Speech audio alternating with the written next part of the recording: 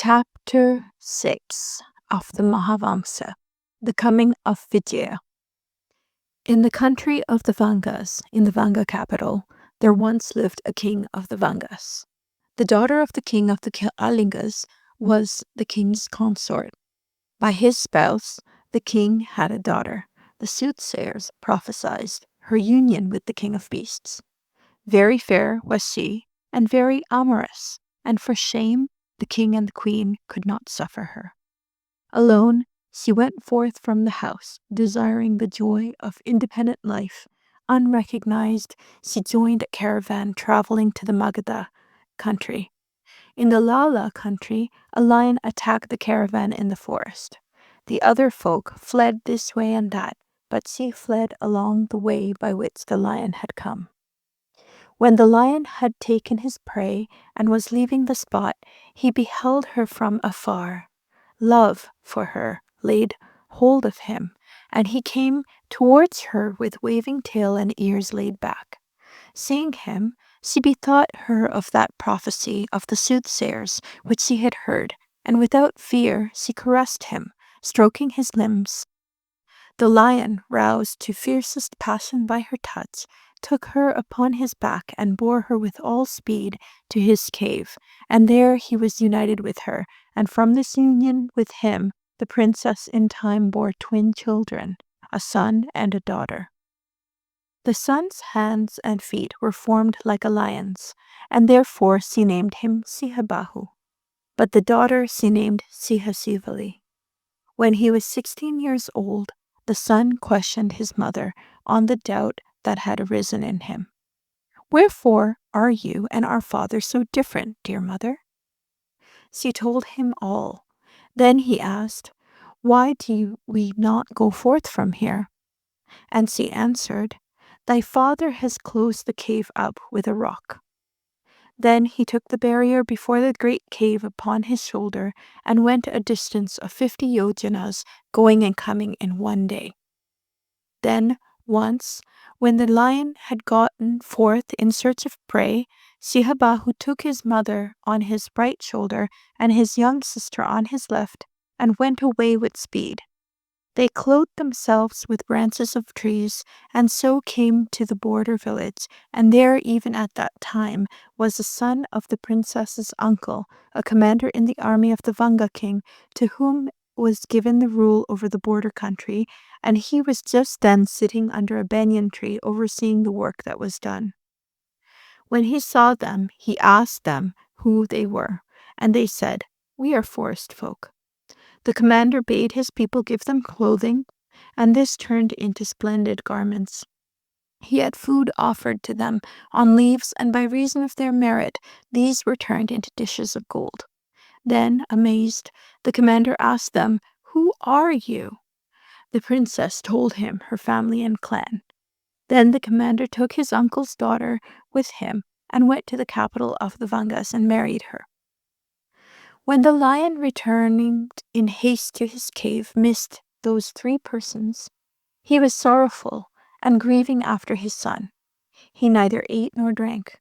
Seeking for his children, he went to the border village, and every village where he came was deserted by the dwellers therein.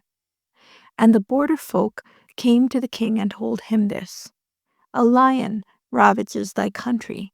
Ward off this danger, O king." Since he found none who could ward off this danger, he had 1,000 pieces of money led about the city on an elephant's back, and this proclamation made: "Let him who brings the lion receive these." And in like manner the monarch offered 2,000 and 3,000. Twice did Sihabahu's mother restrain him. The third time, without asking his mother's leave, Sihabahu took the 3,000 gold pieces as reward for slaying his own father. They presented the youth to the king, and the king spoke thus to him: "If thou shalt take the lion, I will give thee at once the kingdom." And he went to the opening of the cave, and as soon as he saw from afar the lion who came forward for love toward his son, he shot an arrow to slay him. The arrow struck the lion's forehead, but because of his tenderness towards his son, It rebounded and fell on the earth of the youth's feet. And so it fell out 3 times. Then did the king of beasts grow wrathful, and the arrow sent at him struck him and pierced his body. Sihabahu took the head of the lion with the mane and returned to his city. And just 7 days had passed then since the death of the king of the Vangas. Since the king had no sons, the ministers who rejoiced over his deed on hearing that he was the king's grandson and on recognizing his mother met all together and said of one accord to the prince, Sihabahu, be thou our king. Be thou our king. And he accepted the kingship, but handed it over then to his mother's husband, and he himself went with Sihasivali to the land of his birth. There he built a city, and they called it Sihapura, and in the forest stretching 100 yojanas around he founded villages. In the kingdom of Lalal, in the city did Sihabahu, ruler of men, hold sway when he had made Sihasivali his queen. As time passed on, his consort bore twin sons 16 times. The eldest was named Vijaya, the second Sumitra. Together there were 32 sons. In time the king consecrated Vijaya as prince regent. Vijaya was of evil conduct, and his followers were even like himself, and many intolerable deeds of violence were done by them. Angered by this, the people told the matter to the king. The king, speaking persuasively to them, severely blamed his son. But all fell out again as before, the second and yet the third time, and the angered people said to the king, "Kill thy son."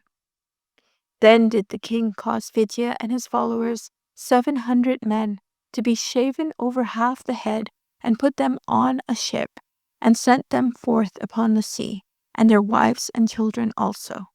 The men, women, and children, sent forth separately, landed separately, each company upon an island, and they dwelt even there.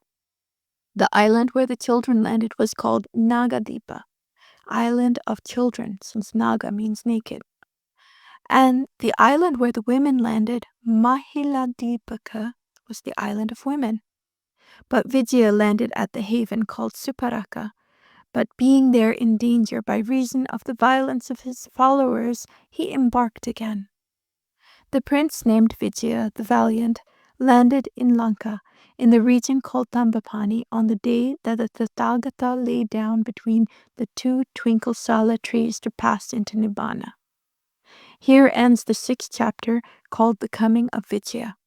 In the Mahavamsa, compiled for the serene joy and emotions of the pious.